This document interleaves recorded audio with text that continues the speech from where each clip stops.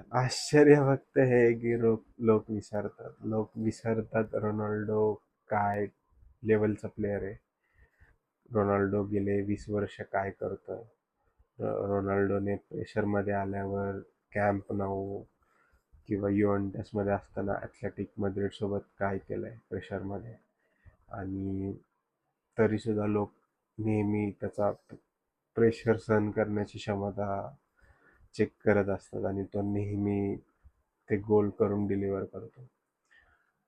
रोनाल्डोचा मान्य आहे, रोनाल्डो आधीसारखा तेवढा ॲजाईल नाही राहिला, आधीसारखा तेवढा ड्रिबल्स नाही करत, आधीसारखे तेवढे भारी गोल स्कोर नाही करत, पण स्टील तो रोनाल्डो आहे. आणि मेस्सी बरोबरच्या कंपॅरिझनमध्ये किंवा सोशल मीडियावरच्या डिस्कोर्समध्ये लोक विसरून जातात की रोनाल्डो काय प्लेयर आहे ते.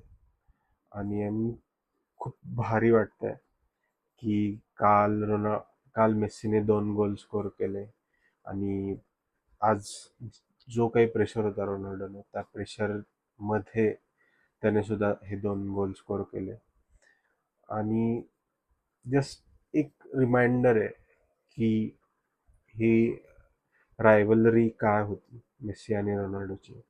आणि गेली 20 वर्ष आपण ती बघत होतो आणि काल मेस्सीनी गोल स्कोर केल्यानंतर आज रोनाल्डोनी गोल स्कोर केले. हे गेले 20 वर्ष आपण बघतोय आणि ते या वर्ल्ड कप नंतर कुठेतरी संपणार आहे. सो याचं वाईट वाटतंय, बट खूप गरजेचं होतं पोर्तुगालने जिंकणं ही मॅच त्यांच्या नेक्स्ट क्वालिफिकेशनसाठी. आणि खूप भारी परफॉर्मन्स दिला ओव्हरऑल. पोर्तुगालची टीम लास्ट मॅचपेक्षा खूप जास्त भारी खेळली आणि असेच परफॉर्मन्स आले तर पुढच्या राऊंड्समध्ये अधिक सोपं होईल. आणि रोनाल्डो आज खूप ॲक्टिव्ह दिसला आणि पुढच्या मॅचमध्ये पण ब्रुनोचा सपोर्ट किंवा इन जनरल टीम प्ले असाच असला तर पोर्तुगाल पुढच्या राऊंडमध्ये नक्कीच जाईल.